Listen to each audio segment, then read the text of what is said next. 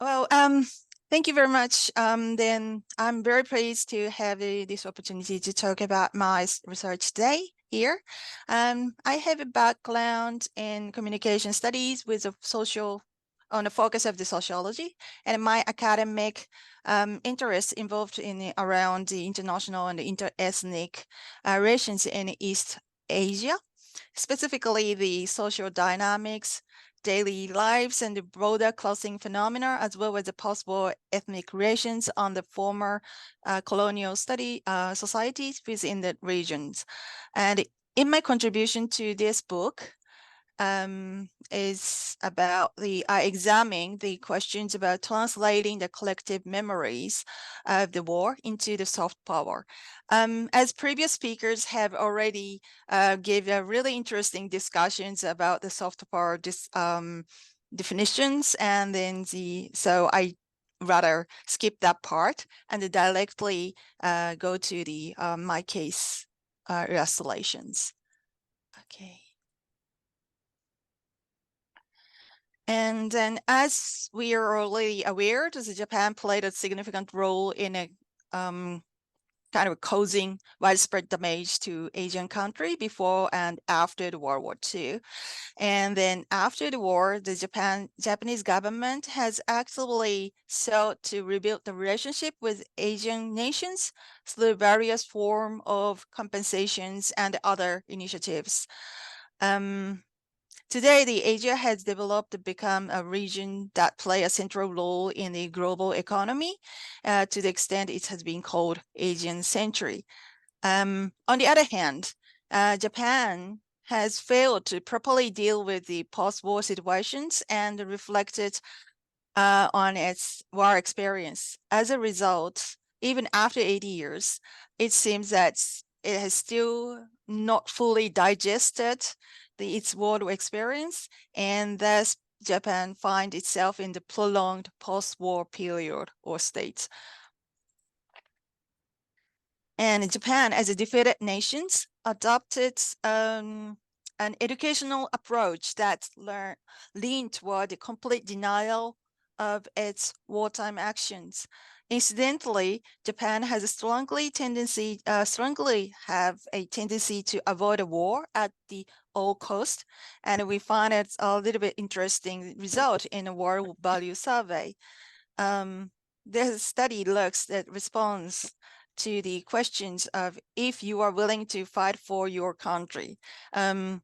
Surprisingly, only 13.2% of the Japanese respondents said yes to the questions, which is quite low compared to other countries.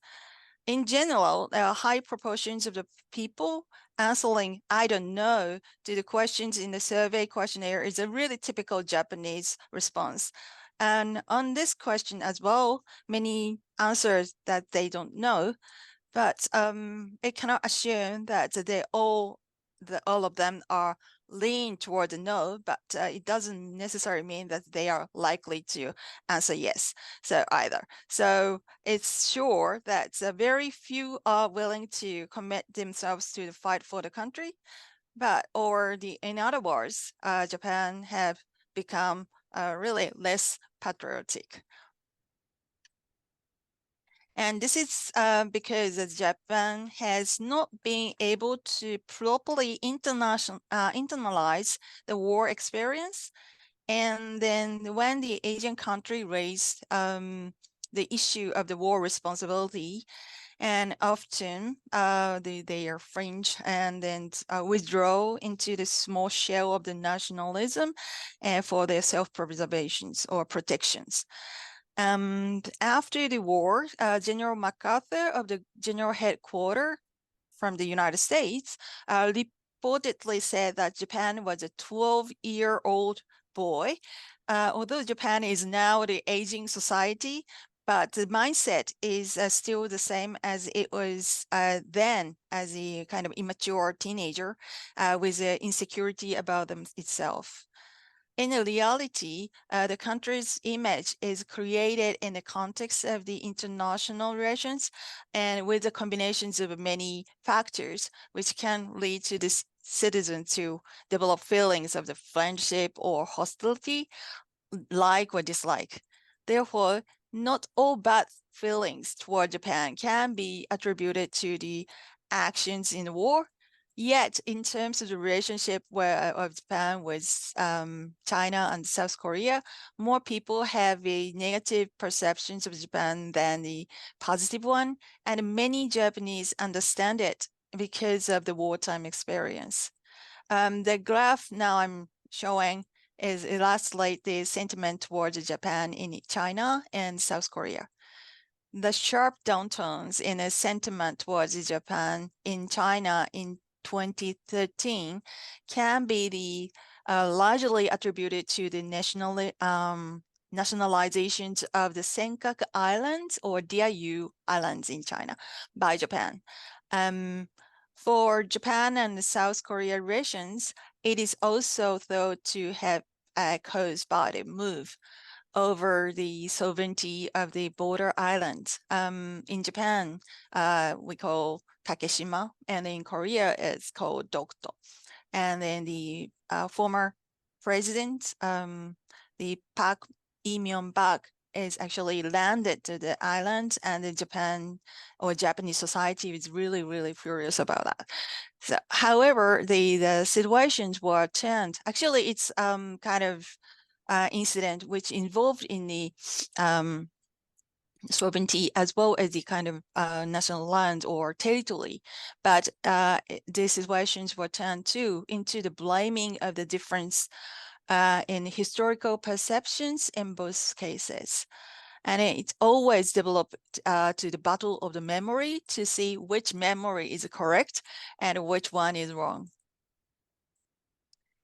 And our memories of a war have at their core the thoughts of those who actually experience it, the facts, and the responsibility to pass it on, etc., and so on. So, however, what we remember is not the raw or actual collections of those memories, but reconstructed ones that fit nicely into the narrative template.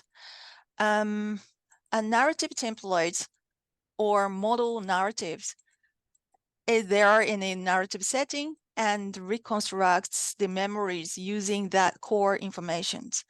And this model narratives is always shaped by the context of and influenced by the standardized narratives or master narrative in the place where the narratives occur. So, for instance, individual experience in Okinawa, Hiroshima, or Nagasaki are edited and compiled in the form of the model stories of the victimhood, such as the story of Himeyuri Kare, who were sacrificed in the battle, an episode of their girls' everyday life that don't conform to these stories are forgotten. And in such templated stories are selected to fit the master narratives of Japanese society who wants to take positions itself as a victim of the war.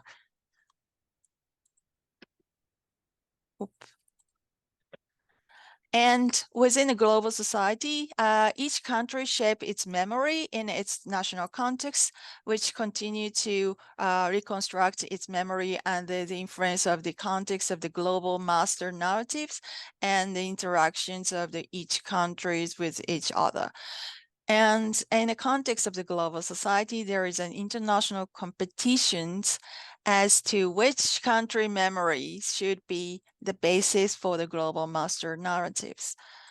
And previously, the historical perspective of the winner of the international relations has been this global master narratives. However, in the recent year, due to the spread of the human rights concerns and then other factors, the stories of the victims are beginning to be heard and gain enough power to influence the global master narratives. And now, The museums are the exhibition space for this collective memory in many countries. And in many cases, they exhibit content in line with the national master narratives. A Japanese museum would send a message of its collective memory to a Japanese audience who would receive and learn from it. Here, it functions as an educational media for the public. On the other hand, museums are also international media and have foreign visitors. And however, the formative stage of the collective memory does not include such visitors, but the functions as a kind of propagandic media, sending memories formed in Japan. So foreign visitors naturally do not share the master narrative of Japan, and many of them are therefore confused by the differences and do not fully understand them. So originally, the promotions of these one-side message was, in a sense, the museum's role and a medium. And in fact, however, that there has been a generation shift within Japan, and many younger generation do not share the memories of the war with the older generations. The younger generation may not even know that Japan fought a war with the United States or that the Korea was the Japanese colony. So this younger generation, the master narratives of Japanese society is not shared and does not work well as an educational media as it did for the previous generations. And rather, they are in a position closer to the foreign tourists, even they are Japanese. And comparisons of the reactions of the foreign tourists and the younger Japanese to the two war museums in Tokyo shows a little bit of the difference. While the museum was a strongly nationalistic exhibit, received a lot of protests, denial, and rejections as reactions. And on the other hand, the other ones that display the lives of the ordinary people during the wartime received some surprise and a bit of the empathy. And there is a kind of difference in the case of the Japanese adult who showed a strong empathy toward the nationalistic museum as well. So the war museums are open space where the people with the different memories meet and interact. Their kind of collective memory is continuously reconstructed while it is challenged and questioned by the people with the different memories. People with different memories can openly express their opinions on the museum's exhibitions message. This is very important. And also the museum must be flexible enough to respond to them. In other words, that to be fair, even when the things are negative and inconvenient for them. These values of the fairness could be translated into the soft power, and then that is going to be the positive effect or positive influence to the other people to understand the other nation that is show these values. Then the museum so far seems to be the very isolated or the go their own way, and then doesn't seem to have aware of their ability to provide an open space or flexible and fair discussion space for the international and also domestic populations.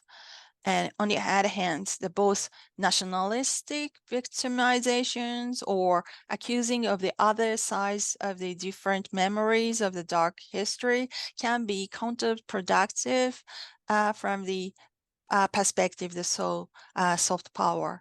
So previously it was considered so really good attitude to be really concrete national identity and protect that toward the others and showing that how strong identity they have and then proud of themselves. That was a kind of way that we behave in the international arena, but it is kind of turned to the counter productive if we're looking at the kind of the case of the Japan and the Korea or Japan and the China relationship. So museum can exist as a place of the dialogue where the new collective memories can continue to be reconstructed and outside of politics, which is also the important. The past cannot be erased, but how we remember it and with whom we create that memory can be changed.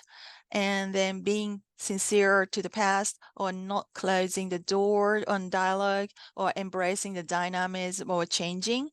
Such fairness and such openness is become the soft power. And then when this can be achieved, we hope that the museum can have a kind of experience of the dialogue and the collective memory will influence the political culture and open up the new relationship among the East Asia. Okay, thank you very much. And then hope that this is all of my story today. But I'm really welcome to the some discussions afterwards. Thank you.